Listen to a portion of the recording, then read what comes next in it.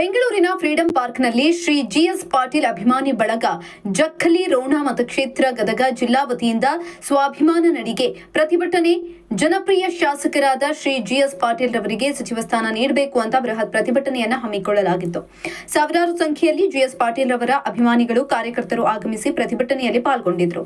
ಕಳೆದ 40 ವರ್ಷಗಳಿಂದ ರಾಜಕಾರಣದಲ್ಲಿದ್ದು ಮತ್ತು ವೀರಶೈವ ಲಿಂಗಾಯತ ಸಮುದಾಯದ ಅಗ್ರಗಣ್ಯ ನಾಯಕರಾಗಿರ್ತಕ್ಕಂಥ ಸನ್ಮಾನ್ಯ ಜಿಎಸ್ ಪಾಟೀಲ್ ಸಾಹೇಬರಿಗೆ ಸಚಿವ ಸ್ಥಾನವನ್ನು ನೀಡಬೇಕು ಅಂತ ಹೇಳಿ ತುಮಕೂರು ಸಿದ್ಧಗಂಗಾ ಮಠದಿಂದ ಏನು ಪಾದಯಾತ್ರೆ ಪ್ರಾರಂಭವಾಗಿದೆ, ಇವತ್ತು ಈ ಒಂದು ಬೆಂಗಳೂರಿನ ಫ್ರೀಡಂ ಪಾರ್ಕ್ ಅನ್ನ ತಲುಪಿದೆ.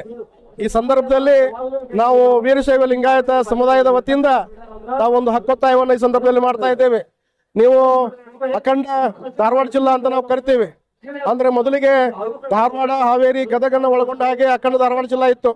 ಈ ಸಂದರ್ಭದಲ್ಲಿ ಆ ಒಂದು ಅಖಂಡ ಧಾರವಾಡ ಜಿಲ್ಲಾದಲ್ಲಿ 17 ಜನ ಶಾಸಕರು ಕಾಂಗ್ರೆಸ್ ಇಂದ ಗೆದ್ದಿದ್ದಾರೆ. ಇದರಲ್ಲಿ 3 ಜನ ಲಿಂಗಾಯತ ಶಾಸಕರು ಗೆದ್ದಿದ್ದಾರೆ.